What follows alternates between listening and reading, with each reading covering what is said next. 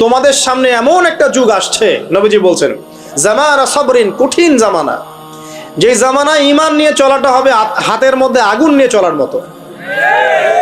তো নবীজি বলছেন ওই সময়ে সাহাবী জিজ্ঞাসা করছেন, ইয়া রাসূলুল্লাহ, আমি ওই সময়ে কি করব? ওই সময় আমি কি করব, আমাকে কি পরামর্শ দিচ্ছেন?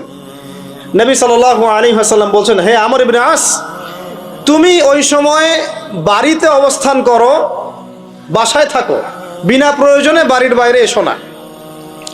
ওই সময় তুমি নিজের পাপের জন্য আল্লাহর কাছে ক্রন্দন করতে থাকো, বিনা প্রয়োজনে বাড়ির থেকে বের হয়েও না। আর মানুষের সাথে এত বেশি মেলামেশা করো না, নিজে তোমার আমল, তোমার গুনাহ নিয়ে ব্যস্ত থাকো, তোমার পাপের জন্য আল্লাহর কাছে কান্নাকাটি করো, ইনশাল্লাহ তুমি নাজাত পেয়ে যাবে। এটা একটা অপশন, মানে ফিতনাময় পরিবেশে আপনি কিভাবে বাঁচবেন, এটা একটা অপশন। আরেকটা হাদিসে গিয়ে নবী সাল্লাল্লাহু আলাইহি ওয়াসাল্লাম বলছেন যে যখন এমন ফিতনাময় পরিবেশ আসবে, তখন যদি তোমরা এই আমর বিল মারুফ নাহি আনিল মুনকার, সৎ কাজের আদেশ, অসৎ কাজের নিষেধ, আমার সুন্নতের উপর অটল থাকতে পারো, তাহলে তোমরা 50 জন শহীদের নেকি পাবে।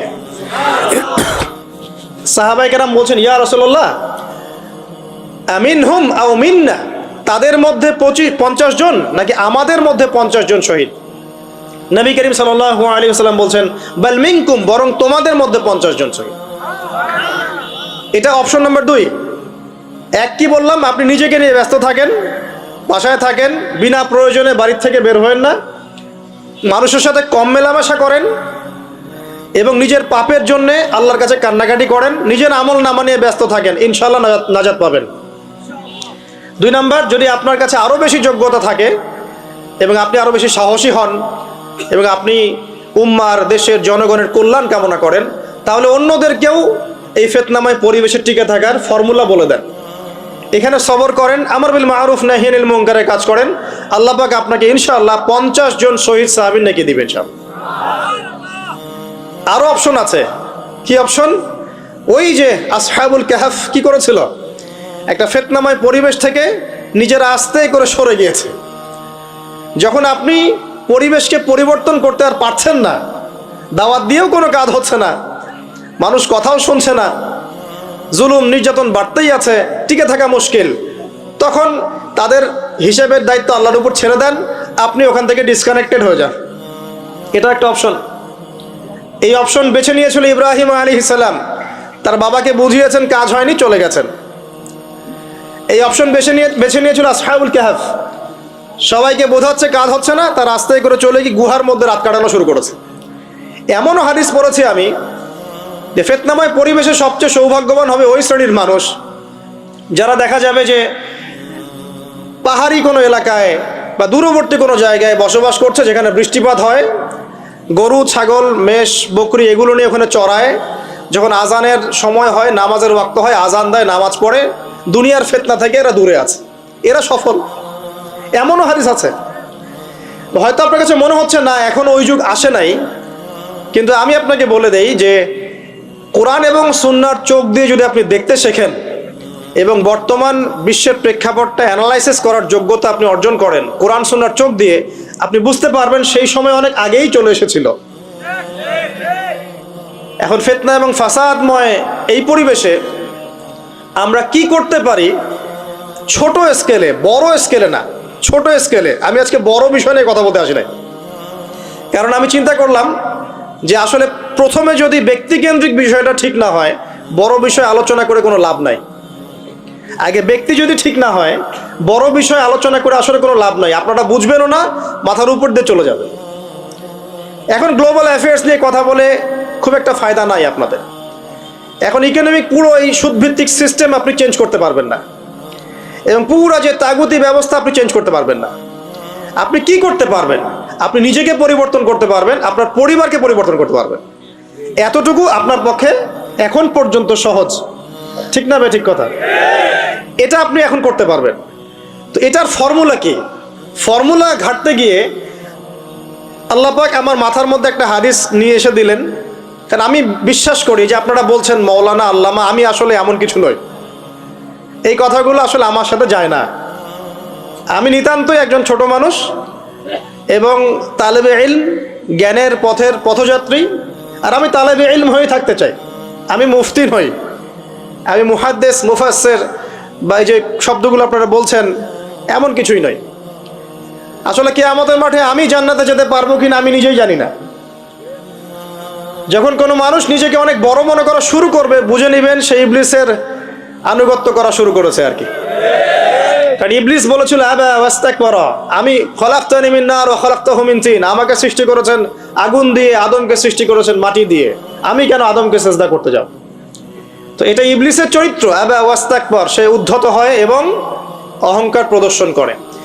তো আমি মনে করি যে আমি কিছু বলি না, আল্লাহ রাব্বুল আলামিন আমাকে বলার তৌফিক দেন মাত্র, আলহামদুলিল্লাহ।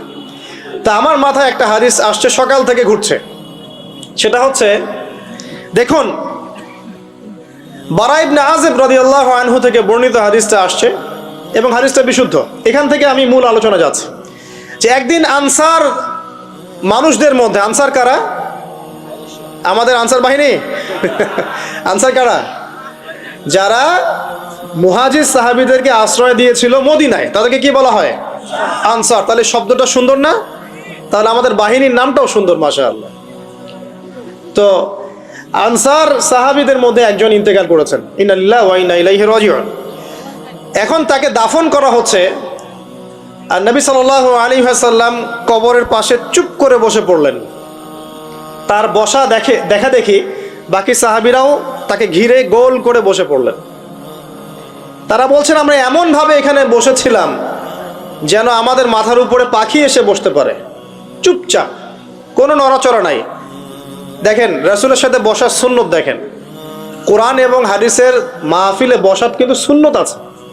এখানে বসে দুনিয়াবি এত গল্পগুজব করা যাবে না, এই মোবাইল টোবাইল হাবিজাবি নিয়ে এত ব্যস্ত থাকা যাবে না, দিলের কান দিয়ে শুনতে হবে, ঠিক আছে? আদব আছে, না হলে কথা আপনার উপর তাসির করবে না।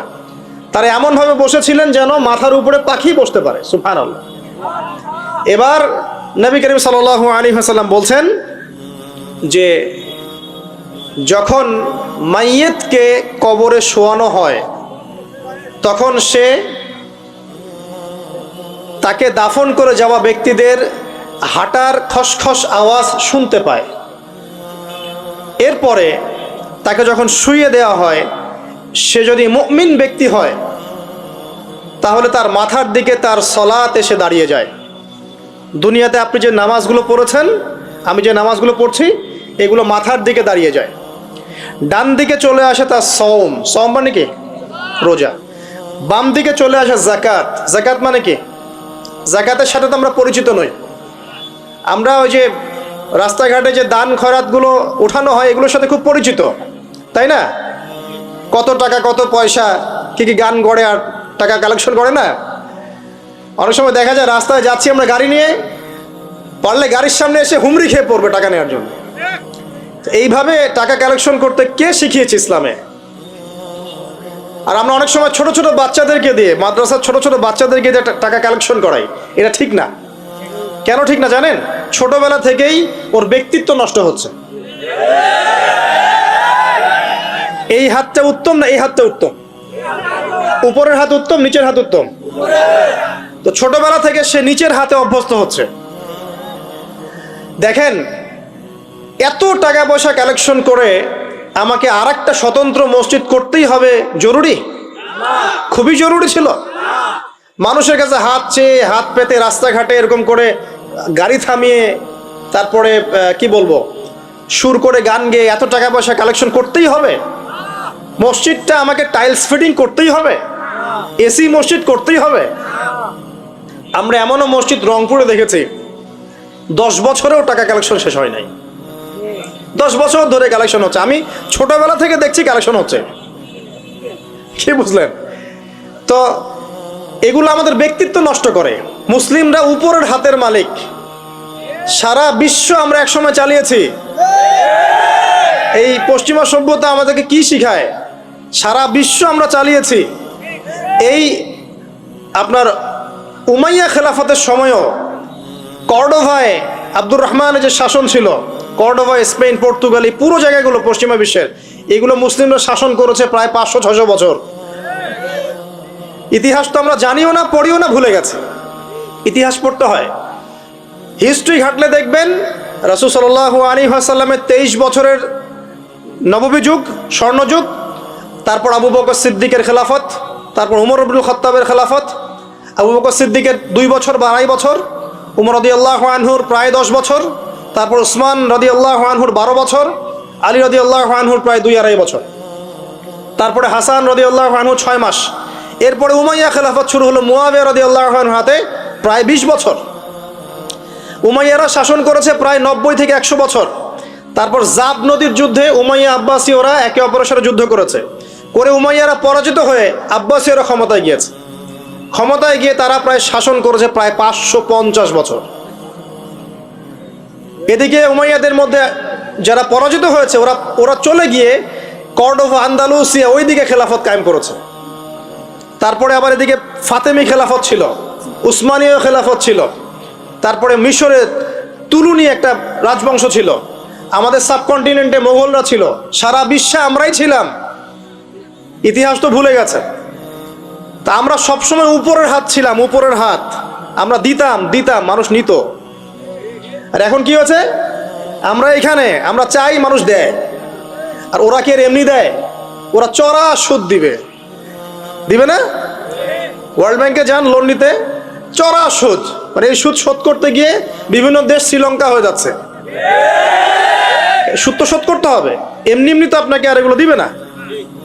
তো এই সুদটা শোধ করতে গিয়ে আমাদের জিনিসপত্রের দাম বেড়ে যাবে, তারপরে দেখবেন জনগণের উপর কর বেড়ে যাবে, অনেক প্রবলেম। আর এই প্রবলেমগুলো ফেস করতে হবে কি কারণে? রিবা বা সুদের কারণে।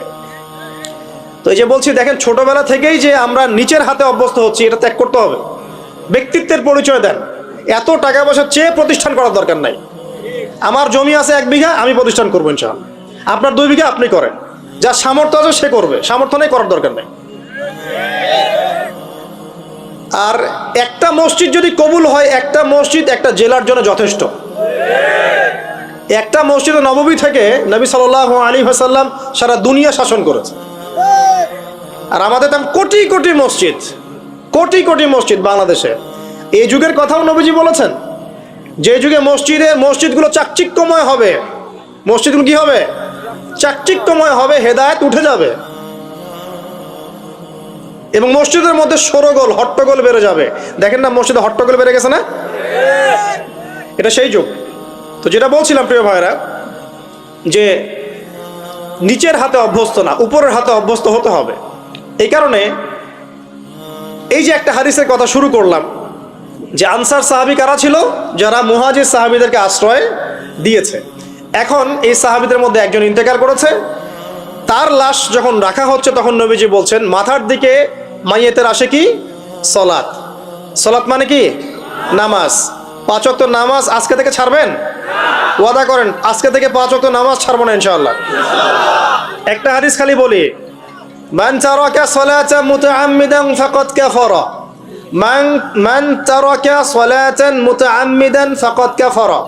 আবার শোনেন, قال رسول الله صلى الله عليه وسلم من ترك صلاة متعمدا فقد كفر। আর মুয়াজ বিন জাবাল রাদিয়াল্লাহু আনহু কে নবীজি বলেছেন, মান তারাকা সালাতা মুতাআম্মিদান ফাকাদ বারিয়াত মিন জিম্মাতিল্লাহ। যে ব্যক্তি নিজের উপর ফরজ নামাজ ছেড়ে দিল, সে কুফরি করলো। মুয়াজ বিন জাবালকে নবী সাল্লাল্লাহু আলাইহি ওয়াসাল্লাম বলছেন, যে ব্যক্তি ফরজ নামাজ ইচ্ছা করে ছেড়ে দিল, সে ব্যক্তি আল্লাহর জিম্মা থেকে মুক্ত হয়ে গেল। নামাজ ছাড়বেন প্রিয় ভাই? 5 ওয়াক্ত নামাজ জামাতের সাথে ইনশাআল্লাহ। আল্লাহ আমাকে তৌফিক দেখ, আপনাদের সবাইকে তৌফিক দান করুন, আমিন। জামাত যদি না পান, একা পড়ে নেবেন, ঠিক আছে? যদি ঘুমিয়ে থাকেন, ঘুম থেকে উঠে পড়বেন। ভুলে গেছেন, যখন মনে হবে তখন পড়বেন। অজু করার পানি নাই, কি করবেন? তায়াম্মুম করবেন। তায়াম্মুমেরও কিছু নাই, আপনার কোনো কাপড়ই নাই, সতর ঢাকার কোনো কাপড়ই নাই, কি করবেন? বসে বসে নামাজ পড়বেন ওই অবস্থাতেই। এটা কোনো মাফ নাই। মানে আপনার অজু করার কোনো পানি নাই, তায়াম্মুমের কিছুই নাই, কাপড়ও নাই সতরে, তখনও নগ্ন হয়ে বসেই নামাজ পড়তে হবে, মাফ নাই। যখন শোয়ানো হবে, মাথার দিকে কি থাকবে? সালাত। তাহলে আমরা যারা ফরজ সালাত এখন আদায় করছি না, আজকে তওবা করেন, বলেন আস্তাগফিরুল্লাহ আল্লাযী লা ইলাহা ইল্লা হুয়াল হাইয়ুল কাইয়ুম ওয়া আতুবু ইলাইহি। হে আল্লাহ, আমরা তওবা করছি, সারা জীবনে যত নামাজ পড়ি নাই এই সমস্ত নামাজ না পড়ার পাপ থেকে তোমার কাছে তওবা করছি। ঠিক আছে, এটা আস্তাগফিরুল্লাহর অর্থ নয়, আমি বাংলায় বললাম। আর যদি নামাজ কাজা করে আদায় করে দিতে পারেন আলহামদুলিল্লাহ, খুবই ভালো হয়। যদি নাও পারেন তাও এখন থেকে আর কোনো নামাজ বাদ দিয়েন না, আর বেশি বেশি নফল নামাজ পড়ার চেষ্টা করেন। আল্লাহ পাক তৌফিক ইনায়াত করুন। আসুন, তারপরে ডান দিকে কি? সওম। সওম মানে কি? রোজা। রমজান মাসে রোজা রাখি সবাই তো, মাশাআল্লাহ, আলহামদুলিল্লাহ। রমজান মাসে সওম রাখার পাশাপাশি বেশি বেশি নফল সওম রাখার ব্যাপারে অভ্যস্ত হওয়ার চেষ্টা করতে হবে। সবচেয়ে সেরা সওমগুলো হচ্ছে মাসের 3 দিন, আইয়ামে বীজের সওম, চাঁদের 13, 14 এবং 15 তারিখ। আর সপ্তাহে 2 দিন, সেটা হলো বৃহস্পতিবার এবং কি সোমবার। আল্লাহ পাক তৌফিক দান করুন, আমিন। এছাড়া আরাফার সওম আছে, আশুরার সওম আছে, ঠিক আছে, জিলহজ মাসের প্রথম 10 দিন রাখতে পারেন, ইত্যাদি। এবার বাম দিকে কি? যাকাত। যেটা বলছিলাম, যাকাতের সাথে আমরা খুব একটা পরিচিত নই, অথচ যাকাত একটা ফরজ ইবাদত। কেউ যদি নামাজ এবং যাকাতের মধ্যে পার্থক্য করে সে ব্যক্তি কাফের হয়ে যাবে। কেউ যদি মনে করে নামাজ আমি মানি, যাকাত আমি মানি না, তাহলে কাফের হয়ে যাবে। নিসাব পরিমাণ সম্পদ হলে প্রত্যেক মুসলিমের উপর যাকাত ফরজ, ঠিক আছে। এবং এই যাকাতই হচ্ছে আপনার ইসলামিক অর্থনীতির মূল ভিত্তি। যাকাত হচ্ছে ইসলামিক অর্থনীতির কি? যাকাত ইসলামিক অর্থনীতির মূল ভিত্তি। কিভাবে জানেন? ব্যবসা এবং যাকাত এটা কি করে? এটা একটা মার্কেটের মধ্যে সম্পদ ঘুরতে থাকে। আমি বুঝাচ্ছি আপনাকে। মনে করেন আপনি ব্যবসা করছেন এবং যাকাত দিচ্ছেন। যাকাত কারা দিবে? যারা যাকাতের নিসাব পরিমাণ সম্পত্তি রাখে, মানে কিছুটা ধনী তারা। তো তারা ব্যবসা করছে, মাশাআল্লাহ। ব্যবসা যখন করে, ব্যবসায় কি থাকে? লাভ থাকে, লস থাকে, লাভ থাকে, লস থাকে। লাভও হতে পারে আপনার, লসও হতে পারে। আর সুদে কি? শুধু লাভ, লস আছে? লস নাই। পার্থক্য বোঝেন। এখন ব্যবসা যখন আপনি করবেন, এই টাকা বা মূল যে ক্যাপিটাল যেটা বলে অর্থনীতির ভাষায়, এটা মার্কেটের মধ্যে সার্কুলেট করতে থাকবে। আজকে আপনি ধনী, লাভ করেছেন, কালকে লস করবেন, এই ধন আরেকজনের হাতে চলে যাবে। সে আবার ব্যবসা করছে, সে লাভ করলে সম্পদ তার হাতে থাকলো, লস করলে আরেকজনের হাতে। মানে এই মানিটা, ক্যাপিটাল যেটা, এটা মার্কেটের মধ্যে ঘুরতে থাকে, ঘুরতে থাকে। আজকে কেউ ধনী, কালকে কেউ ধনী, আজকে কেউ ফকির, কালকে কেউ ধনী, এভাবে। এখানে আল্লাহ পাক যাকে ইচ্ছা হয় ধন দেন, যাকে ইচ্ছা হয় দরিদ্র করেন। এটা আল্লাহ পাক নিয়ন্ত্রণ করেন। আবার এর মধ্যে যারা ধনী হবে তারা আবার যাকাত দিবে। কাকে যাকাত দিবে? যে গরিব তাকে। এই কারণে অর্থনৈতিক সাম্য থাকবে এবং টাকা, ক্যাপিটাল মার্কেটে সার্কুলেট করতে থাকবে। এটা হচ্ছে ইসলামিক ইকোনমিক্স। বোঝাতে পারছি না মনে হয়। আর রিবাই কি হবে? রিবাই কোনো লসের চান্স নাই। মানে এখানে ধনী আরো ধনী হতে থাকবে, গরিব আরো গরিব হতে থাকবে, প্লাস যাকাতও দিবে না। তখন সমাজের একটা অংশ অনেক ধনী হবে, আর একটা অংশ একদম মাটিতে পড়ে যাবে, কোনো ব্যালেন্স হবে না। এই কারণে বিশ্বের একটা অংশ, ওই বিশ্বের একটা বড় অংশ যারা সুদখোর, যেখান থেকে সুদ এসেছে, ওইটা আস্তে আস্তে ধনী হয়ে গেছে এবং বিশ্বের বহু কান্ট্রি আস্তে আস্তে দারিদ্র্য সীমার নিচে চলে আসছে। এটা শুধু ব্যক্তির ক্ষেত্রেই নয়, একটা সমাজের ক্ষেত্রেই নয়, পুরো বিশ্বেটা হচ্ছে। তো এই হলো রিবা এবং ব্যবসা ভিত্তিক, যাকাত ভিত্তিক ইকোনমিক সিস্টেমের পার্থক্য, বেসিক ডিফারেন্স। রিবার মধ্যে আল্লাহ পাক তার হাত উঠিয়ে নেন, আল্লাহ পাক সেখানে আর ইন্টারফেয়ার করেন না। ঠিক আছে, সুদ খাচ্ছ, তুমি তোমার মতো চলো এখন। আর ব্যবসা ভিত্তিক ইকোনমিক্স চললে আল্লাহ পাক সেখানে কাউকে ধন দিবেন, কারো কাছ থেকে নেবেন। আপনার ধন নিয়ে আমাকে দিবেন, আমার ধন নিয়ে আপনাকে দিবেন।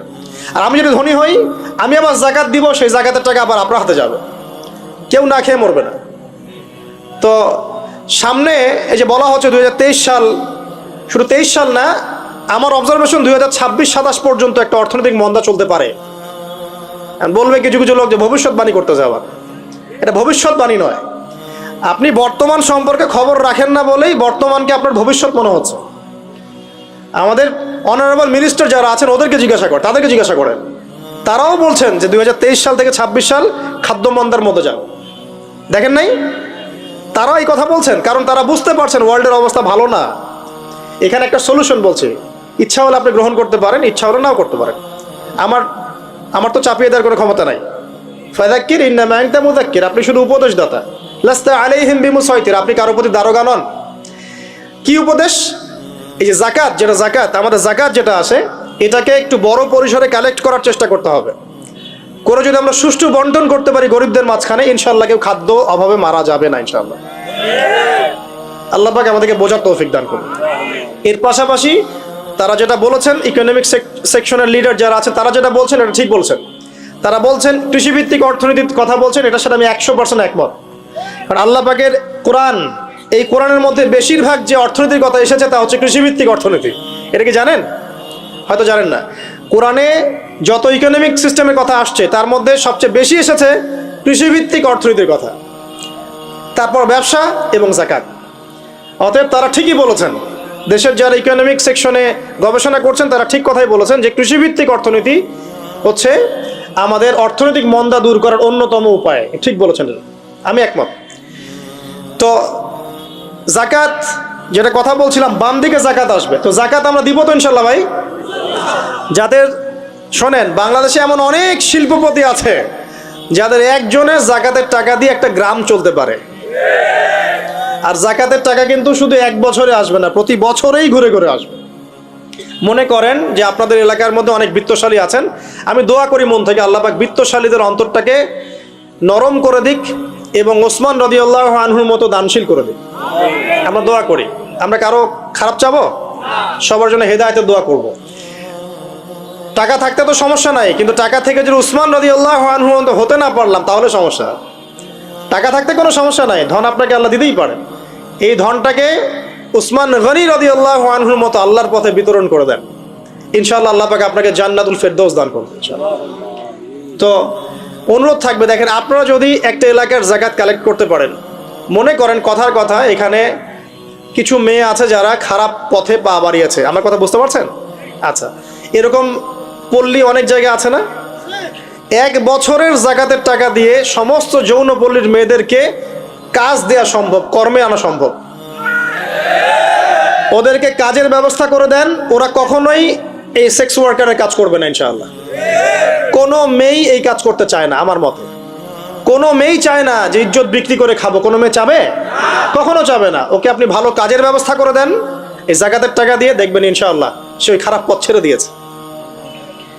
অনেক দেখবেন দরিদ্র মানুষ আছে যে পড়াশোনা করার কোনো সুযোগ নাই, টাকা পয়সা নাই, পড়াশোনা করতে চায় কিন্তু টাকা পয়সা নাই, দিনের জ্ঞান অর্জন করতে চায়, দেশকে কিছু দিতে চায়, টাকা নাই। তাকে আমরা হেল্প করতে পারি না? পারি। অনেক মানুষ আছে মাদক দ্রব্য বিক্রি করছে, তাকে বুঝান, দিনের হেদায়েত দেন যে ভাই আমি তোমাকে আরো ভালো চাকরি দিব, ভালো ব্যবসা দিব, তুমি ছাড়বা কিনা? বলবো আমি ছেড়ে দেবো ইনশাআল্লাহ। বুঝালে ছেড়ে দেবে ইনশাআল্লাহ। এই যে মেগা প্রজেক্ট যেটা কথা বলি আমরা, আত্ম উন্নয়নমূলক বলেন, যুব উন্নয়নমূলক বলেন, বা কান্ট্রি ডেভেলপমেন্টের কথা বলেন, এখানে যাকাত একটা বড় শক্তি হতে পারে। তবে এটাকে সুষ্ঠুভাবে কালেক্ট করতে হবে এবং যাকাতের যে 8টা খাত আছে এই খাতগুলোতে সুষ্ঠুভাবে বন্টন করতে হবে। অমুসলিমদেরকেও যাকাত দেওয়া যায়, জানেন? অমুসলিম যদি কেউ থাকে, দরিদ্র, তাকেও যাকাত দিয়ে সহযোগিতা করা যায়। আমরা সহযোগিতা করি না বলেই তো ওই যে পশ্চিম থেকে লোকজন এসে সহযোগিতা করে খ্রিস্টান বানাচ্ছে এখন সবাইকে। আরো বাড়বে দিন দিন, দেখেন। কারণ আমরা তো সহযোগিতা করছি না। আপনার পাশে আপনার প্রতিবেশী না খেয়ে মারা যাচ্ছে, আপনি যাচ্ছেন না। এখন তো অন্য কেউ এসে যদি সাপোর্ট করে, ও তো তার দলেই ভিড়বে তখন, স্বাভাবিক। এটাই হচ্ছে এখন। আল্লাহ বোঝার তৌফিক দান করুক আমাদেরকে। বাম দিকে মাইয়াতের থাকবে কি ভাই? যাকাত। তারপরে পায়ের দিকে চলে আসবে তার আত্মীয়তার সম্পর্ক রক্ষার ইবাদত, তার এই যে অন্যান্য দান সদকা, তার নফল আমল, তার তাসবিহ তাহলিল, তার কোরআন তেলাওয়াত ইত্যাদি পায়ের দিকে চলে আসবে। এখানে একটা হাদিস এসেছে, সূরাতুল মুলক যে ব্যক্তি রাতের বেলা তেলাওয়াত করবে, কোন সূরা ভাই? তাবারাকাল্লাযী বিয়াদিহিল মুলক ওয়া হুয়া আলা কুল্লি শাইইন কাদির। এই সূরা যে ব্যক্তি রাতের বেলা করে তেলাওয়াত করবে, ইনশাআল্লাহ সূরা মুলকও কবরে তার সাথে থাকবে এবং কবর আযাব থেকে সূরা মুলক তাকে বাঁচাবে ইনশাআল্লাহ। আমি বুঝাচ্ছি যে কি অবস্থাটা হবে। এবার দুজন ফেরেশতা মাথার দিক থেকে আসবেন, আসতে চাইবেন, সালাত বলবে এখান দিয়ে আসা যাবে না, এদিক দিয়ে আসা যাবে না। ডান দিক দিয়ে আসতে চাইবেন, এদিক দিয়ে আসা যাবে না। বাম দিক দিয়ে আসতে চাইবেন, যাকাত বলবে এদিক দিয়ে আসা যাবে না। পায়ের দিক দিয়ে আসতে চাইবেন, আমলগুলো বলবে এদিক দিয়ে আসা যাবে না। তখন যাই হোক, তারা আসবেন।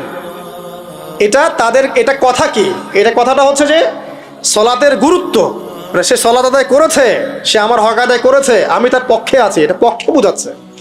রোজা বলবে আমি ওর পক্ষে আছি, তাকে আপনি কোনো শাস্তি দিবেন না, আমি তার পক্ষে আছি। আপনারা দুজন তাকে শাস্তি দিবেন না, আমি যাকাত তার পক্ষে আছি, এটা পক্ষে থাকার কথা। তারপরেও তারা আসবেন, চোখগুলো হবে নীল এবং কালো বর্ণ, নীলাপ চোখের কালো। মুনকার নাকি উঠে বসিয়ে দেওয়া হবে। এবার তিনটা প্রশ্ন। প্রথমে প্রশ্ন হচ্ছে কি, মান রব্বুক, তোমার রবকে। তখন মুমিন বান্দা বুক ফুলিয়ে বলবে রব্বি আল্লাহ, আমার রবকে আল্লাহ। পৃথিবীতে যে ব্যক্তি আল্লাহর সাথে শিরিক করে নাই, আল্লাহর তাওহীদের উপর থেকেছে এবং তার উপরে মৃত্যুবরণ করেছে, ইনশাআল্লাহ সে ব্যক্তি এর উত্তর নির্দ্বিধায় দিতে পারবে ইনশাআল্লাহ।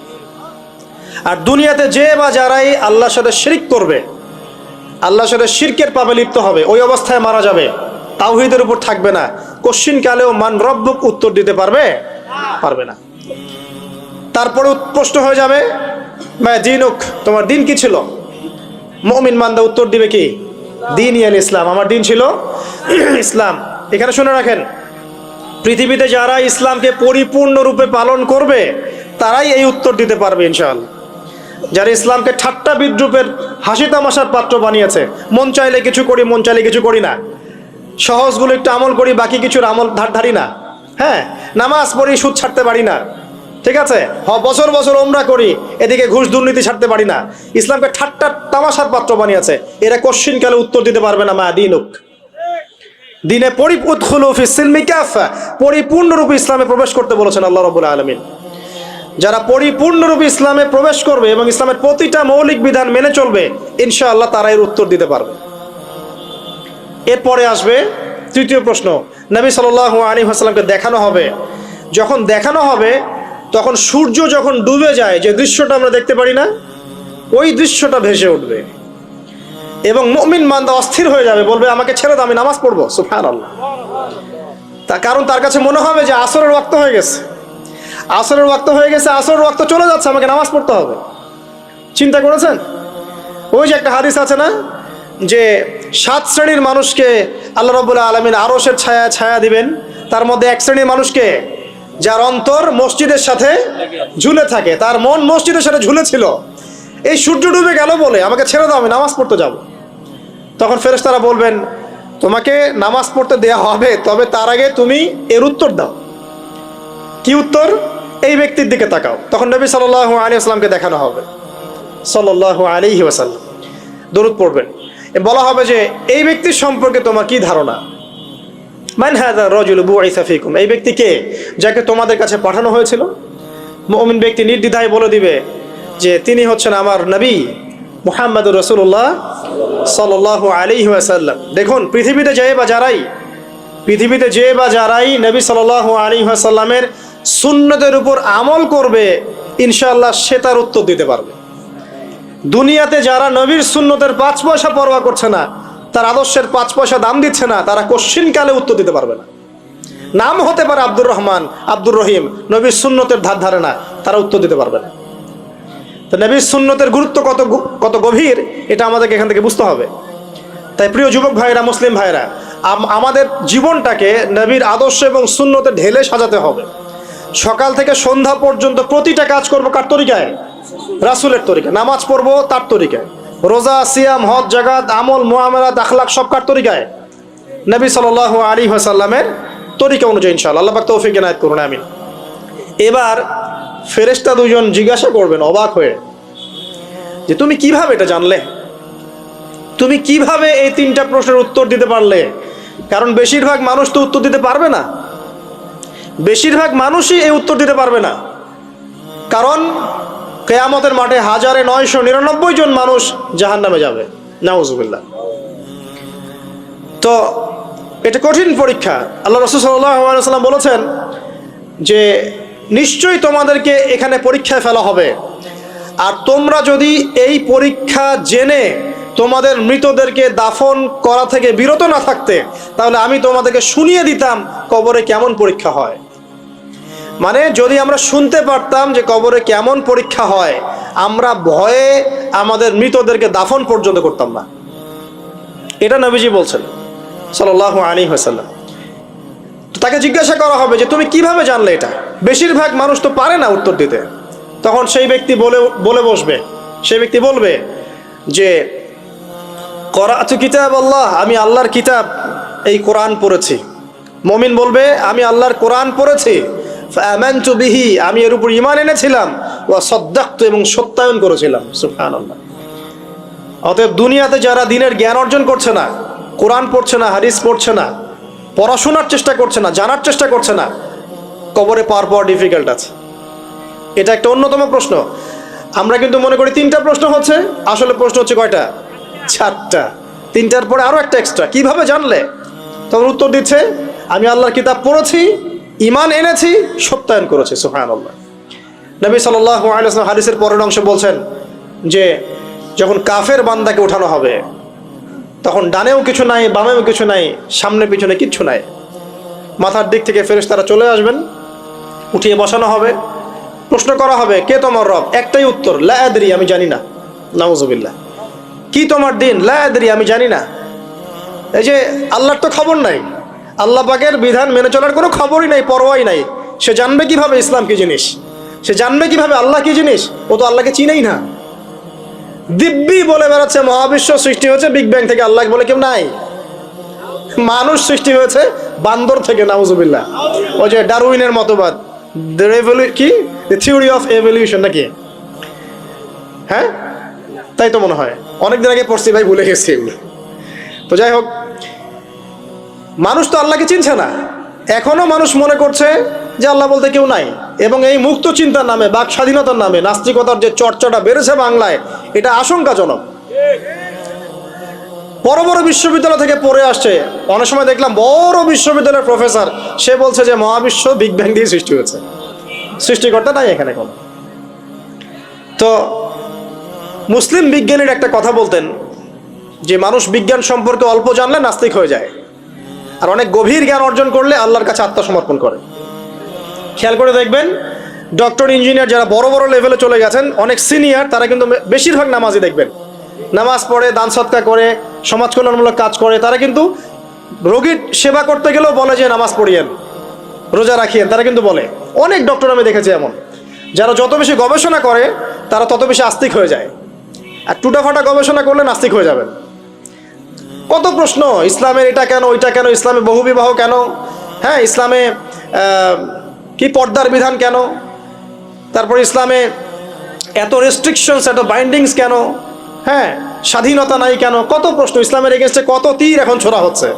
তো এই ব্যক্তি কেমন করে উত্তর দিবে যে মাহদিনুক, তোমার দিন কি? আল্লাহর দিকে কত প্রশ্ন ছোড়া হচ্ছে, কত শিরকের পাপ আমরা করছি, অনেক সময় মুসলিম হয়েও শিরকের পাপ করছি। কিভাবে উত্তর দিবে মান রব্বুক?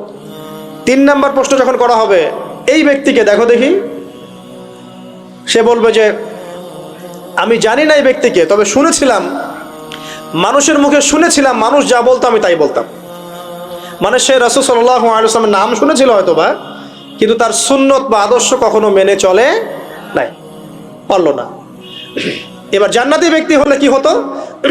ওই যে সূর্য ডুবছিল যেখানে, তার দৃষ্টির সীমা পর্যন্ত কবরকে প্রশস্ত করে দেয়া হতো, এবং জান্নাতের একটা দরজা তার কবরে খুলে দেয়া হতো।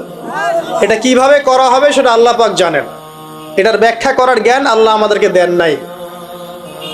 যেই মানুষের ক্ষুদ্র জ্ঞানে মানুষ ব্যাকটেরিয়া, ভাইরাস নিয়ে গবেষণা করতে হিমশিম খেয়ে যায়, সে মহাবিশ্বের স্রষ্টা নিয়ে কিভাবে গবেষণা করবে?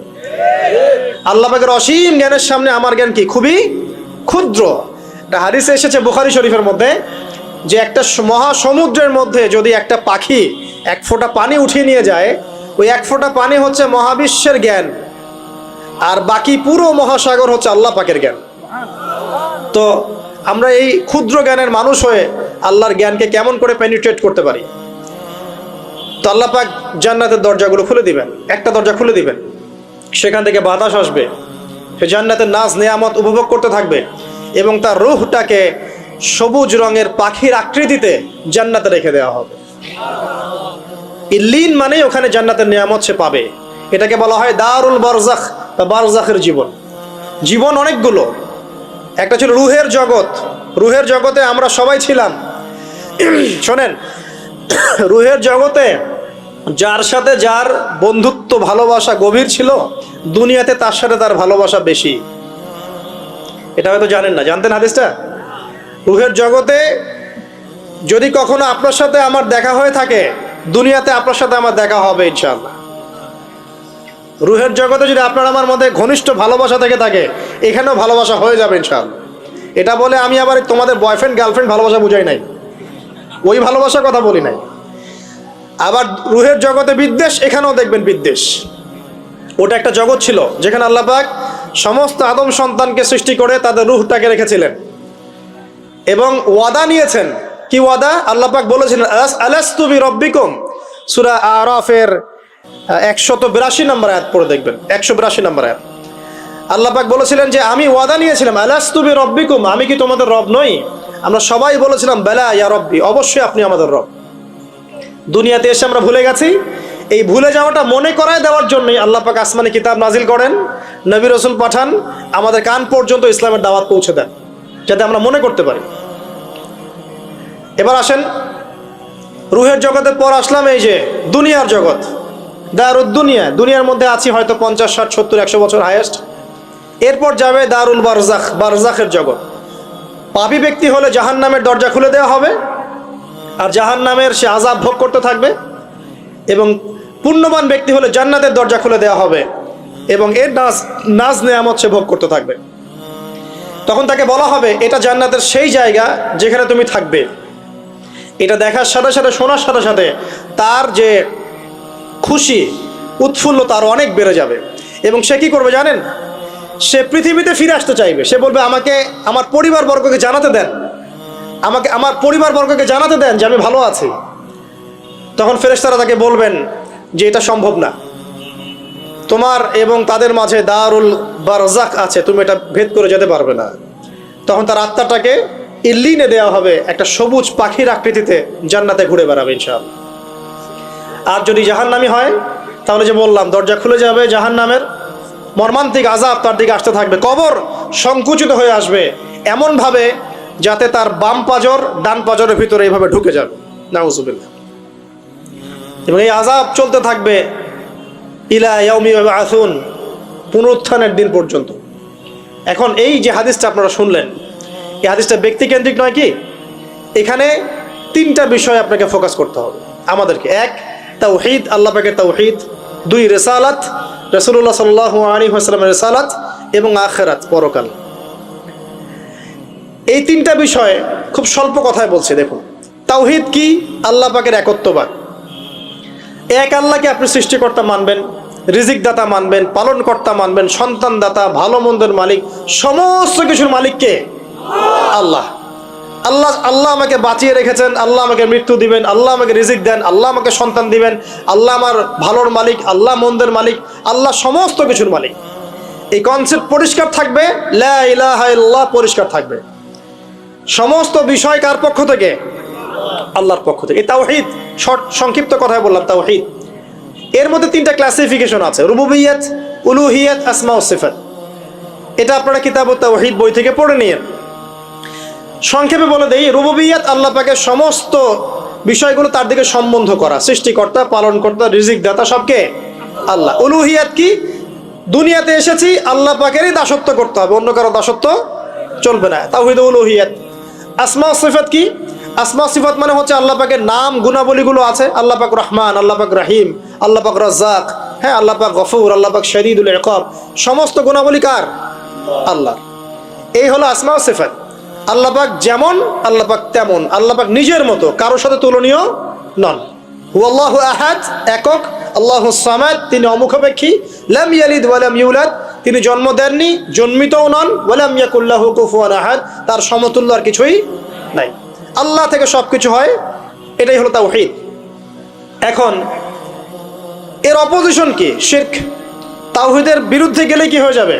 শিরক। কেউ যদি মনে করে যে আল্লাহ ছাড়া কেউ আমাকে জীবন দিতে পারে, আল্লাহ ছাড়া কেউ আমাকে মারতে পারে, আল্লাহ ছাড়া কেউ আমাকে রিজিক দিতে পারে, অথবা আল্লাহ ছাড়া কেউ সন্তান দিতে পারে, আল্লাহ ছাড়া অন্য কারো কাছে কেউ যদি দোয়া করে, আল্লাহ ছাড়া অন্য কারো জন্য নজর মানত করে, আল্লাহ ছাড়া অন্য কারো নামে কসম খায়, আল্লাহর হালালকে হারাম করে দেয়, আল্লাহর হারামকে হালাল করে নেয়, ঠিক আছে, আল্লাহ থেকে শুভ অশুভ আসে না, শুভ আল্লাহর পক্ষ থেকে আসে, অশুভ শয়তানের পক্ষ থেকে আসে, এমনও যদি কেউ মনে করে। শুভ অশুভ দুটোই আল্লাহর পক্ষ থেকে আসে, কিন্তু কেউ যদি মনে করে না শুভগুলো আল্লাহর পক্ষ থেকে, অশুভগুলো শয়তানের পক্ষ থেকে, এমনও যদি মনে করে, শিরক হয়ে যাবে। মুসলিমরা চলাফেরায় শিরক করছে। এখন মুসলিমরা আল্লাহ ছাড়া অন্য কারো কাছে চাচ্ছে, মুসলিমরা অনেকে কবরে সেজদা করছে, মুসলিমরা অনেকেই মৃত মানুষের কাছে দোয়া করছে, হাতে বালা পরে আছেন, খোলেন না। কেন খোলেন না? ভয়ে যদি আপনার ক্ষতি হয়, শিরক। মুসলিমরা দেখবেন আগুনের সামনে মাথা নত করছে, মুসলিমরা এখন মেডিটেশন করে, ধ্যান করে, মুসলিমরা জিনকে তাবে করতেছে। অনেক সময় দেখা যায় মুসলিমরা জাদু করতেছে, জাদুবিদ্যা, কুফরি কালাম করছে না? করছে, সবই শিরক, সবই শিরক। মুসলিমরা দেখবেন আল্লাহর হালাল যেগুলো আছে এগুলোকে হারাম করে ফেলছে, আবার অনেক সময় আল্লাহর হারামগুলোকে হালাল করে নিচ্ছে। সুদ কি ভাই? এখানে ফরজ, হালাল করে নেওয়া হয়েছে। মদ কি? তোমাদের কাছে তো ওয়াজিব, না খাইলে ঘুম হয় না। তো এই যে আল্লাহর হারামগুলোকে কি করছি আমরা? হালাল করে ফেলি, এটাও শিরক, কুফরি একটা। তো এক কথায় তাওহীদের উপর যারা থাকবে, মান রব্বুক উত্তর দিতে পারবে ইনশাআল্লাহ। যারা শিরক করে ফেলবে ওই অবস্থায় মারা যাবে, মান রব্বুক উত্তর দিতে পারবে না। আমার কথা কি বোঝা যাচ্ছে? আমি সহজ করার চেষ্টা করছি, কিন্তু হয়তো পারছি না, এটা আমার ব্যর্থতা। এক কথায় যদি আমরা কবরের প্রথম প্রশ্নের উত্তর দিতে চাই, তাহলে আমাদেরকে অবশ্যই তাওহীদের উপর থাকতে হবে, শিরকে যাওয়া যাবে না। প্রিয় ভাইরা, শিরকের পাপ থেকে আজকে তওবা করে ফেলবেন। আল্লাহ জেনে না জেনে জীবনে যত শিরক করেছে আল্লাহ মাফ করে দাও, আমিন। এবং আগামী দিনগুলোতে শিরকের পাপে লিপ্ত হয় না। প্রিয় ভাইরা, যদি আপনার আমল নামায় আসমান জমিন সমানও পাপ থাকে, শিরকের পাপটুকু না থাকে, আল্লাহ পাক আপনার পুরো পাপ মাফ করতে পারবেন ইনশাআল্লাহ। আল্লাহ পাক বলেছেন, মেরাজের রাতে নবী সাল্লাল্লাহু আলাইহি ওয়াসাল্লামকে আরশে আজিমের কাছে উঠিয়ে নিয়ে আল্লাহ পাক 3টা ওহী করেছেন। কয়টা ওহী? একটা ছিল 5 ওয়াক্ত নামাজ, ঠিক আছে? 2 নাম্বার হচ্ছে সূরা বাকারার শেষের 3টা আয়াত। 3 নাম্বার একটা ওয়াদা, একটা প্রতিশ্রুতি। সেটা কি? হে মুহাম্মদ সাল্লাল্লাহু আলাইহি ওয়াসাল্লাম, তোমার উম্মতের মধ্যে কেউ যদি আসমান জমিন সমান পাপ নিয়ে আমার সামনে হাজির হয়, কিন্তু আমার সাথে কাউকে শরিক না করে, শিরক না করে, তাহলে আমি আল্লাহ তার সামনে আসমান জমিন সমান ক্ষমা নিয়ে হাজির হব, মানে মাফ করে দেওয়া হবে ইনশাআল্লাহ। অতএব শিরকের পাপে যায় না, ইনশাআল্লাহ জান্নাতে যাওয়া যাবে। যে ব্যক্তি মন থেকে একবার লা ইলাহা ইল্লাল্লাহ পড়েছে, সমস্ত বিষয় আল্লাহর দিকে সুপর্দ করে, তার অন্যান্য অনেক পাপ থাকতে পারে, আল্লাহ পাক চাইলে সব পাপ মাফ করতে পারেন। অতএব মান রব্বুক উত্তর দিতে চাইলে শিরকের পাপে যাওয়া যাবে? যাবে না। আধুনিক শিরকের মধ্যে সবচেয়ে ভয়ঙ্করটা হচ্ছে এটা, যে আমরা আল্লাহর হালালকে হারাম করে নিচ্ছি, হারামকে আবার হালাল করে ফেলছি। এখানে যায় না। সব কিছু আল্লাহ থেকে আসে, দোয়া আল্লাহর জন্য করবেন, নামাজ আল্লাহর জন্য, সবকিছু ইবাদত আল্লাহর জন্য, দ্বীনি ইলম অর্জন আল্লাহর জন্য। প্রতিটা কাজের করার আগে নিয়াত ফিক্স করবেন, কেন করব? পরকালীন স্বার্থ থাকলে করব, না হলে করব না। কেন তুমি টিকটকে যাবা না? কারণ পরকালীন কোনো স্বার্থ নাই। কেন তুমি ফ্রি মিক্সিং অ্যাফেয়ার্সে যাবা না? কারণ পরকালীন কোনো স্বার্থ নাই। কেন মদ খাবা না? পরকালীন কোনো স্বার্থ নাই। কেন মিউজিকে যাচ্ছ না? কারণ পরকালীন কোনো স্বার্থ নাই। কেন তুমি এই যে সুদ খাবা না? কারণ পরকালীন কোনো স্বার্থ নাই। যে কাজে পরকালীন কোনো স্বার্থ নাই, সে কাজে কোনো মুমিন মুসলিম নাই। কেন নামাজ পড়বো? কারণ পরকালীন স্বার্থ আছে। কেন রোজা রাখবো? পরকালীন স্বার্থ আছে। কেন আমি হালাল বিয়ে করব, হারাম জেনায় যাব না? পরকালের স্বার্থ আছে। কেন আমি যাকাত দিব, ব্যবসা করব, সুদ খাবো না? কারণ পরকালের স্বার্থ আছে। কেন ইসলামের দাওয়াত দিব? পরকালের স্বার্থ আছে। কেন হাদিস প্রচার করব? কারণ পরকালের স্বার্থ আছে। ইসলামের জন্য সবর করব কেন? পরকালের স্বার্থ আছে। পরকালের স্বার্থ যেখানে, মুসলিম সেখানে। পরকালীন স্বার্থ নাই, আমরা নাই। প্রত্যেকটা কাজ করার আগে নিয়তটা ফিক্স করতে হবে, পরকালের কোনো স্বার্থ আছে? স্বার্থ নাই, আমি নাই। কোনো ফজুল কি বাত বা ফাহেসা কোনো কাজ, এসব কাজে আমরা নাই, বিকজ এগুলোতে কোনো পরকালীন স্বার্থ নাই। ব্যাস, আমাদের জীবনের প্রতিটা মোমেন্ট, প্রতিটা সেকেন্ড আল্লাহর দেয়া দান। আমি নিজের ইচ্ছা মতো এটাকে অপব্যয় করতে পারি না। হ্যাঁ, আপনি মিউজিক শুনতে চান, আপনি সং পছন্দ করেন, আপনি নাশিদ শোনেন, ইসলামিক নাশিদ শোনেন, ওখানে আপনার ঈমান একটু দীপ্ত হবে, পরকালীন স্বার্থ আছে। আপনি নিজের যৌন চাহিদাকে দমন করতে পারছেন না, হালালভাবে বিয়ে করে নেন। বিয়ে করার পর আপনি যত ইচ্ছা স্ত্রীকে মহব্বত করেন, প্রত্যেকটা মহব্বতে নেকি পাবেন। এমনকি স্ত্রীর দিকে নেক নজরে তাকাবেন, তাতেও নাকি। তার মুখে খাবার তুলে দেবেন, তাতেও নাকি। তার হাত ধরে হাঁটবেন, তাতেও নেকি। তাকে নিয়ে রাত্রে চাঁদ দেখবেন, তাতেও নেকি। আপনি আপনার নিয়তটাকে চেঞ্জ করেন, কাজের ডাইরেকশন চেঞ্জ করেন। পরকালের স্বার্থ থাকলে করবো, না হলে করবো না। আপনি পছন্দ করেন ঘুরে বেড়াতে, আল্লাহর দিনের দায়ী হয়ে ঘুরে বেড়ান না, সমস্যা কি? আল্লাহর জমিন ঘুরে দেখেন, এইসব অবান্তর কাজে লিপ্ত না থাকে আল্লাহ পাকের নিদর্শনগুলো ঘুরে দেখেন, আপনার ঈমান বাড়বে ইনশাআল্লাহ। আপনার সংস্কৃতি ভালো লাগে, ইসলামিক সংস্কৃতি মেনে চলেন। আপনি কবিতা লিখতে ভালোবাসেন, ইসলামিক কোনো কবিতা লেখেন। আপনি উপন্যাস পড়তে ভালোবাসেন, ইসলামিক কোনো উপন্যাস পড়েন। আমি বলছি না এগুলোর বাইরে কোনো পড়াশোনা করা যাবে না, এমনটা আমি কিন্তু বলছি না। আমি বলছি আপনি আপনার পুরো কাজটাকে আগে ফিক্স করবেন, পরকালের কোনো স্বার্থ আছে কি নাই। যদি হ্যাঁ দেখা যায় হ্যাঁ পরকালের স্বার্থ ঠিক আছে, অবশ্যই করেন, কোনো সমস্যা নেই। আল্লাহ পাক বোঝার তৌফিক দান করুন। তো দেখুন প্রিয় ভাইরা, শিরকের পাপে যাওয়া যাবে না। এই শিরকের পাপ না থাকলে আমল নামায় ইনশাআল্লাহ আমরা জান্নাতে যাব এবং কবরের উত্তরও দিতে পারবো ইনশাআল্লাহ। মান রব্বুক, উত্তর পাস ইনশাআল্লাহ। তারপরে কি? মাদিনুক। এক কথায় ইসলামের অনেক বিধিবিধান আছে, নামাজ, কালিমা, সওম, যাকাত, হজ সব আছে। আমর বিল মারুফ, নাহি আনিল মুনকার, পিতামাতার খেদমত, প্রতিবেশীর অধিকার, স্ত্রীর অধিকার, তারপরে সন্তানদের অধিকার, যাকাত সবকিছু আছে। এখন যদি ইসলামের কিছু অংশকে মেনে নেন, কিছু অংশকে না মানেন, এটা কিন্তু কুফরি। ইসলামের কিছু অংশকে মানছেন, কিছু অংশকে মানছেন না, এটা কিন্তু কুফরি। ইসলামের পরিপূর্ণ বিধানটাকে যদি মেনে চলেন ইনশাআল্লাহ আযজা ওয়া জাল আপনি মাদিনুক উত্তর দিতে পারবেন। আপনি আমল করতে পারেন না পারেন, মনে করেন আপনি আমল করতে পারছেন না, কিন্তু আপনি আকীদা পোষণ করছেন যে হ্যাঁ ইসলামে যা আছে আমি সব কিছু মেনে চলি, কিন্তু হয়তো আমল করতে গিয়ে আমি পারছি না। আমি হয়তো নামাজ 5 ওয়াক্ত পড়তে হয়, আমি জানি, আমি মানি, কিন্তু আমার মাঝে মাঝে মিস হচ্ছে, মাঝে মাঝে আমি জামাত মিস করে ফেলছি। আপনি মানেন যে সওম রাখতে হয়, মাঝে মাঝে আপনার সওম মিস হয়ে যাচ্ছে, কিন্তু আপনি বিশ্বাস করেন যে হ্যাঁ আপনি সওম রাখতে হয়, আপনার আকীদা ঠিক আছে। আপনি যাকাত দেন নাই এতদিন, কিন্তু আকীদা রাখেন হ্যাঁ দিতে হয়, আমি সুযোগ পেলে দিয়ে দিব। এই যে কনসেপ্টটা ক্লিয়ার রাখা যায় না, ইসলামের বিধানগুলো প্রতিটা আমি মানি মন থেকে, হয়তো আমল করতে গিয়ে আমি পেরে উঠতেছি না বা হয়ে উঠছে না।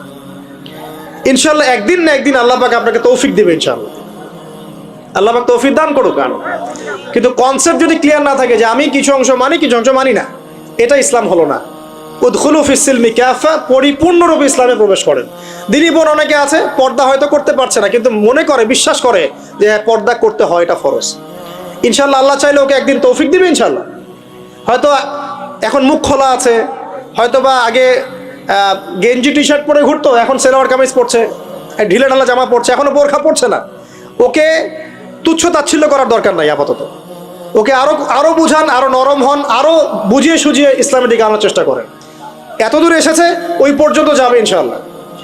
কারণ ও বিশ্বাস করে হ্যাঁ পর্দা করতে হয়, আমি মানি পর্দা করতে হয়, কিন্তু আমি এখন করতে পারছি না, ইনশাআল্লাহ করব, আল্লাহ পাক চাইলে তৌফিক দিবেন ইনশাআল্লাহ। তো এই যে বিষয়টা, যে ইসলামকে মনে আগে ধারণ করা, যে না আমি মানি ইসলামের প্রত্যেকটা বিধান ঠিক আছে। চুরি করলে চোরের হাত কাটতে হয়, ইসলাম বলেছে। ডাকাতি করলে শাস্তি আছে, জেনা যদি কেউ করে 100 বেত্রাঘাত, মদ খাইলে 40টা বেত্রাঘাত, ব্যভিচার যদি করে কেউ, এই পরকীয়া করে বিবাহিত ব্যক্তি, রজম। এগুলো কেসাস, একজন হত্যা করলে তাকেও কেসাস করতে হয়। এই বিধানগুলো আছে। এখন আপনি বলতে পারেন আমি এই ওয়ার্ল্ডের প্রেক্ষাপটে এটাকে বাস্তবায়ন করতে পারছি না, কিন্তু আমি বিশ্বাস করি ইসলামে বিধানগুলো আছে, এটা আল্লাহর বিধান। ইনশাআল্লাহ আপনি মাফ পেয়ে যাবেন, ইনশাআল্লাহ আল্লাহ চাইলে আপনি মাফও পেয়ে যাবেন।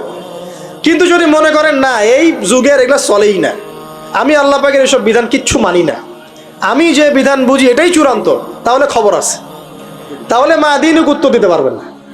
তো বুঝেন, বিষয়টা বোঝেন, আকীদাটা ক্লিয়ার করেন যে না আমি পারতেছি না, এটা একটা বিষয়, কিন্তু আমি বিশ্বাস করি ইসলামের এগুলো অংশ, হয়তো আমি এখন পারছি না, ইনশাআল্লাহ ভবিষ্যতে পারবো। আল্লাহ চাইলে আপনাকে তৌফিক দিবে ইনশাআল্লাহ। আমরা দোয়া করি আল্লাহ পাক আমাদেরকে পরিপূর্ণরূপে ইসলামে প্রবেশ করার তৌফিক দান করুন। আর সর্বশেষ কি, এটা যদি করতে পারে মাদিনুক উত্তর দিতে পারবে। মান নবিয়ুক উত্তর কখন দিতে পারবে? যখন একজন ব্যক্তি সারা জীবন নবী সাল্লাল্লাহু আলাইহি ওয়াসাল্লামের সুন্নতের উপর আমল করতে পারবে। এই যে ঘুম থেকে উঠলেন, ব্যাস ব্রাশটা নিয়ে দৌড়ে চলে গেলেন বাথরুমে, কি জন্য? ঘুম থেকে উঠলেন, আগে চোখটা একটু ঘষতে হবে, মুখে হাত দিতে হবে, তারপরে আপনি দোয়া পড়বেন। কি দোয়া পড়বেন? আলহামদুলিল্লাহিল্লাযী আহইয়ানা বা'দা মা আমাতানা ওয়া ইলাইহিন নুশুর। তারপরে আপনি যাবেন বাথরুমে। দোয়াটা না পড়ে কেন গেলেন? ঘুমাচ্ছেন, ঘুমানোর আগে আপনি অবশ্যই বলবেন ঘুমানোর আগে একদম একটা গান শুনে একটা গার্লফ্রেন্ডের সাথে 10টা মিনিট কথা বলে হ্যাঁ জান রাখি ব্যাস, তারপরে ঘুমিয়ে গেলেন। ঘুমটা আপনার জন্য ইবাদত হলো না? হারামে লিপ্ত হতেন না? আল্লাহুম্মা বিইসমিকা আমুতু ওয়া আহইয়া পড়তেন, সূরা মুলক পড়তেন, সূরা কাফিরুন পড়তেন, সূরা ফালাক নাস ইখলাস পড়তেন, ঘুমিয়ে যেতেন। পুরো ঘুমটাই ইবাদত, পুরো ঘুমটাই নাকি ঘুমিয়ে আছেন নাকি পাচ্ছেন? আপনি ইচ্ছাকৃতভাবে আপনার আমলটা নষ্ট করলেন। ইস্তেঞ্জা করতে গেছেন, ইস্তেঞ্জা করতে গিয়ে গান শুরু করে দিল বাথরুমে। বাথরুম সিঙ্গার আছে না কিছু? বাথরুমে গান গাওয়ার জায়গা নাকি? তো ওখানে গান শুরু করলো। বাথরুমে গান গাবেন কেন? আপনি ঢোকার সময় বলবেন কি বিসমিল্লাহ আল্লাহুম্মা ইন্নী আউযু বিকা মিনাল খুবসি ওয়াল খাবাইস, এরপর ইস্তেঞ্জা করবেন, তারপরে আপনি গুফরানাকা বলে বের হয়ে আসবেন। পুরো ইস্তেঞ্জার সময়টুকু নাকি? নামাজ পড়তে দাঁড়িয়েছেন, এখানে রিয়া কোনো লৌকিকতা থাকবে না, লোকজন আমাকে দেখছে আমি ভালো করে নামাজ পড়ি এমন থাকবে না। নামাজে দাঁড়িয়েছেন আল্লাহর জন্য খালেস। এখন আল্লাহ আপনার মাঝখানে আর কেউ নাই, আল্লাহ আপনার মাঝখানে আর কেউ নাই। এমনকি যা ইচ্ছা তাই নামাজ পড়বেন? একদল বের হয়েছে এখন দেখি 2 ওয়াক্ত নামাজ পড়ে। তাদের বক্তব্য হচ্ছে যে 5 ওয়াক্ত নামাজ নাকি কোরআনে নাই, আর ওরা খালি কোরআন মানে হাদিস নাকি মানে না। কত যে ফেরকা এখন বের হয়েছে আল্লাহ ভালো জানে। তো 5 ওয়াক্ত নামাজ কোরআনে নাই বলে, সুবহানাল্লাহ। তো 2 ওয়াক্ত নামাজ পড়ে। তো এখন নামাজ কি মন গরম ভাবে পড়লেই হবে? ফজরের নামাজে দাঁড়িয়েছেন, ফজর নামাজ কয় রাকাত? 2 রাকাত। এখন আমি যদি বলি নামাজ তো ভালো কাজ, 2-এর জায়গায় 4 পড়লে কি সমস্যা ফজরে? যদি এমনটা বলি হবে? কেন হবে না? কারণ নবী সাল্লাল্লাহু আলাইহি ওয়াসাল্লাম 2 পড়েছেন, আমাকে 2 পড়তে হবে, সিম্পল। 4 পড়লে আপনার নামাজ বাতিল। ফজরের নামাজ 4 রাকাত পড়লে নামাজ কি বাতিল হবে না? মাগরিবের নামাজে দাঁড়িয়েছেন 3 রাকাত নামাজ, তখন আপনি মনে চিন্তা করছেন না 3-এর জায়গায় আমি 4 পড়বো, 5 পড়বো। নামাজ তো ভালো জিনিস, বেশি করলে কি সমস্যা? সবকিছু বেশি করতে হয় না। রাসূলুল্লাহ সাল্লাল্লাহু আলাইহি ওয়াসাল্লাম যা দিয়েছেন তাই করতে হয়, এর নাম সুন্নত। বাইরে গেলে হবে কি বেদাত। প্রত্যেকটা কাজ খেয়াল করতে হবে। তো প্রত্যেকটা আমল এভাবে। নামাজ, এই যে রোজা রাখবেন, রমজান মাসে রোজা রাখলে এটা ফরজ। আর আপনি চিন্তা করেন রোজা তো ভালো জিনিস, আমি রমজানেও রাখবো, শাবান পুরো 2 মাসে রাখবো, হবে? দেখেন নফল বিষয়টা আলাদা, আমি ফরজের কথা বলছি। কেউ যদি মনে করে ফরজ রোজা আমি 2 মাসই রাখবো, রমজানও রাখবো, শাবানও রাখবো, রোজা ভালো জিনিস করলে কি সমস্যা হবে? হবে না। এভাবেই হজ করতে হয় ওইখানে আরাফার মাঠে। আপনি মনে করেন কুড়িগ্রামে হজের একটা জায়গা বানাইলাম আমরা, মনে করেন কথার কথা, এমনও কিন্তু জায়গা আছে মানুষ অন্য জায়গায় হজ করে, কিন্তু আপনি ভাবছেন এমনি এমনি বলছি। এমন অনেক ফেরকা আছে মুসলিমদের মধ্যে, মুসলিম নামধারী, এগুলো মুসলিম না, হজেরও জায়গা বানাইছে আলাদা, ওখানে হজ করে, ওখানে তাওয়াফ করে। এখন হজ যেখানে করতে হবে ওখানে না করে যদি এখানে করি হবে? হবে না। যাকাত দেওয়ার একটা লিমিট আছে, এইটুক দিতে হবে। আপনি এখন কম দিলেন হবে, আবার দিলেন না আমি একদম বেশি দিয়ে ফাটাই ফেলাবো একেবারে, সেখানে হবে? তো এই জিনিসগুলো খেয়াল রাখতে হবে যে আমাদের এক কথায় নবী সাল্লাল্লাহু আলাইহি ওয়াসাল্লামের সুন্নাহটা মেনে চলা। আমলের ক্ষেত্রেও একইভাবে, আপনার অর্থনৈতিক জীবনেও। নামাজ রোজা হজ জাকাত আপনার পারফেক্ট। এবার আপনি এসেছেন অর্থনীতির ক্ষেত্রে, এসে মাশাআল্লাহ দাড়ি টুপি জুব্বা নিয়ে মাপে কম দিচ্ছেন, চলবে? দাড়ি টুপি জুব্বা আছে, মানুষকে ঠকাচ্ছেন, মজুদ করছেন, সিন্ডিকেট করছেন, অনেক সময় সরকারকে বিব্রত করে ফেলছেন, মাল মজুদ করছেন, দাম বেড়ে যাচ্ছে, বিব্রত হচ্ছে সরকার, হবে? দাড়ি টুপি পাগড়ি জুব্বা পরে, ভিতরটা আগে। ইমান ভিতরে না থাকলে দাড়ি টুপি দিয়ে লাভ আছে? তাকওয়া ভিতরে না থাকলে আমার দাড়ি টুপি দিয়ে লাভ আছে? মুহসিন হতে হবে। সো ইকোনমিক সেকশনে গিয়েও নবীর আদর্শ ভুলে যাওয়া যাবে না, সেখানেও তার আদর্শ মেনে চলতে হবে। এভাবেই সমাজ জীবন, পরিবার, সর্বক্ষেত্রেই নবীর সুন্নাহ মেনে চললে পরে ওই ব্যক্তিকে উত্তর দেওয়া যাবে ইনশাআল্লাহ, তিনি আমাদের নবী মুহাম্মদ রাসূলুল্লাহ সাল্লাল্লাহু আলাইহি ওয়াসাল্লাম। সর্বশেষ গিয়ে বলা হবে কিভাবে জানলে? তখন উত্তর কি দিবে? মুমিন, আমি আল্লাহর কিতাব পড়েছি, ঈমান এনেছি, এরপরে আমি সত্যায়ন করেছি। তার মানে পড়াশোনা করতে হবে না ভাই? আল্লাহর কিতাব পড়তে হবে না? কারা কারা আল্লাহর কিতাব পড়তে জানেন হাত তোলেন। আলহামদুলিল্লাহ। আগামী রমাজান আসার আগেই পুরো কোরআন 1 খতম করবেন, পারা যাবে ইনশাআল্লাহ? এবং প্রত্যেক দিন আমাকে ওয়াদা করেন, প্রত্যেক দিন 1 পারা করে কোরআন তেলাওয়াত করব, পারবেন ইনশাআল্লাহ? না বলেন পারবো ইনশাআল্লাহ? পারবো ইনশাআল্লাহ। আল্লাহ পাক তৌফিক দান করুন, আমিন। কোরআন পড়তে হবে, শুধু কি জাস্ট তোতা পাখির মতো পড়েই যাবেন সারা জীবন? অর্থটা একটু বোঝার চেষ্টা করবেন না ভাই? করা উচিত না? করা উচিত। যদি আপনার সামর্থ্য থাকে আপনার অবশ্যই করা উচিত। সামর্থ্য নাই, বয়স হয়ে গেছে, পারেন না, সেটা আলাদা বিষয়। সামর্থ্য আছে আপনার অবশ্যই উচিত আলহামদুলিল্লাহি রাব্বিল আলামিন মানে কি, আর রহমানির রহিম মানে কি, মালিকি ইয়াউমিদ্দিন বলছি, এটা মানে কি, ইয়্যাকা না'বুদু বলছি ওয়া ইয়্যাকা নাস্তাঈন এর অর্থ কি, ইহদিনাস সিরাতাল মুস্তাকিম মানে কি, সিরাতাল লাযীনা আন'আমতা আলাইহিম গায়রিল মাগদুবি আলাইহিম ওয়ালাদ-দালিন কি অর্থ, কি বললাম? নামাজে এটার অর্থ জানলে মনোযোগ কি ডানে বামে যাবে? যাবে না ইনশাআল্লাহ। এই যে আল্লাহ পাক বলছেন ইয়া আইয়ুহাল্লাযীনা আমানুত্তাকুল্লাহ, হে মুমিনগণ আল্লাহকে ভয় করো, হাক্কা তুকাতিহি ওয়া লা তামুতুন্না ইল্লা ওয়া আনতুম মুসলিমুন, তোমরা এমনভাবে আল্লাহকে ভয় করো, ভয় করার মতো ভয় করো এবং পরিপূর্ণ মুসলিম না হয়ে মৃত্যুবরণ করো না। এর অর্থটা জানলে ভালো লাগলো না? বুঝতে পারলাম না কোরআনটা? আল্লাহ বলছেন ওয়াদারু মা বাকিয়া মিনার রিবা, সুদের অবশিষ্ট অংশ ছেড়ে দাও, ওয়া ইল্লাম তাফআলু ফাআযানু বিহারবিন মিনাল্লাহি ওয়া রাসূলিহি, যদি না করো আল্লাহ এবং রাসূলের সাথে যুদ্ধের ঘোষণা শুনে রাখো। অর্থ জানলে হেদায়েত পাওয়া যায় না? অতএব অর্থটা জানার চেষ্টা করেন। আল্লাহ পাক তৌফিক ইনায়েত করুন। অর্থ বোঝার ক্ষেত্রে যদি কোনো প্রতিবন্ধকতা পান সামনে, আলেম ওলামার কাছে যাবেন, জিজ্ঞাসা করে অর্থ জেনে নেবেন। নিজে নিজে আবার মন করা ব্যাখ্যা করতে যায় না। কোরআন বুঝতে গেলে হাদিস লাগবে, হাদিসগুলো পড়তে হবে। হাদিসের কিছু বই কিনবেন, রিয়াদুস সালেহিন, ফয়জুল কালাম, এই যে আপনারা পড়েন, মুনতাখাব হাদিস পড়েন, ঠিক আছে, বুলুগুল মারাম মিন আদিল্লাতিল আহকাম, মিশকাতুল মাসাবি, এই বইগুলো বাসায় রাখবেন। এরপরে আস্তে আস্তে কিনবেন আবু দাউদ, তিরমিজি, নাসাই, এগুলো কিনবেন। পরে গিয়ে বুখারী মুসলিমের অনুবাদ কিনবেন, আগে কিনবেন না। এগুলো কঠিন হাদিস, এগুলো আগে পড়লে আপনি মাথাটা আপনার কিন্তু ঘুরতে থাকবে। তো আগে কি ক্লাস 8-এ পড়বেন না আগে এইচএসসি দিবেন? আগে ক্লাস 7-8 পার করে যান, তারপরে ওদিকে যান। আল্লাহ বোঝার তৌফিক দান করুন। প্রিয় ভাইরা, ইলম অর্জন করতে হবে। ইলম অর্জন করলে পরে আপনি তালেবে ইলমের পায়ের নিচে আল্লাহর ফেরেশতারা পাখা বিছিয়ে দিবে ইনশাআল্লাহ তাআলা। ইলম অর্জন করে আপনি যখন আলেম হবেন বা দ্বীনের জ্ঞান অর্জন করবেন, তখন আপনি দাওয়াতের কাজও করতে পারবেন। আপনার দাওয়াতে যত মানুষ ইসলামের দিকে আসবে সমস্ত নেকি আপনি পাবেন ইনশাআল্লাহ। এবং যখন আপনি আরো বড় আলেম হয়ে যাবেন, আল্লাহ তৌফিক দান করুন, তখন আসমানের যত মাখলুক এবং জমিনের যত মাখলুক, এমনকি গর্তের মধ্যে যে পিপিলিকা আছে সেগুলাও, এমনকি সাগরের নিচের মাছ আপনার জন্য ইস্তেগফার করবে, দোয়া করবে ইনশাআল্লাহ। আল্লাহ পাক আমাদের সবাইকে শিরক মুক্ত আমল করার তৌফিক দান করুন, আমিন। আল্লাহর তাওহীদের উপর থাকার তৌফিক দান করুন, আমিন। আল্লাহ পাক আমাদের সবাইকে দ্বীন ইসলাম পরিপূর্ণরূপে পালন করার তৌফিক দান করুন, নবী সাল্লাল্লাহু আলাইহি ওয়াসাল্লামের আদর্শ মেনে চলার তৌফিক দান করুন এবং দ্বীনের জ্ঞান অর্জন করার তৌফিক দান করুন। দুনিয়াতে আমরা যতদিন বেঁচে থাকবো ইসলামের উপর যেন বেঁচে থাকতে পারি এবং আমাদের মৌতের পর দারুল বারজাখ বা কবরের জিন্দেগি, আল্লাহ পাক আমাদেরকে এই ভয়াবহ ফিতনা থেকে, আযাব থেকে হেফাজত করুন, আমিন। সবাই একটা দোয়া পড়েন আমার সাথে, আল্লাহুম্মা ইন্না নাউযু বিকা মিন আযাবিল কবরি ওয়া আযাবি জাহান্নামা ওয়া মিন ফিতনাতিল মাহইয়া ওয়াল মামাত ওয়া মিন শাররি ফিতনাতিল মাসিহিদ দাজ্জাল। আল্লাহ রাব্বুল আলামিন আমাদের সবাইকে ইসলামের জন্য কবুল করুন, আমিন।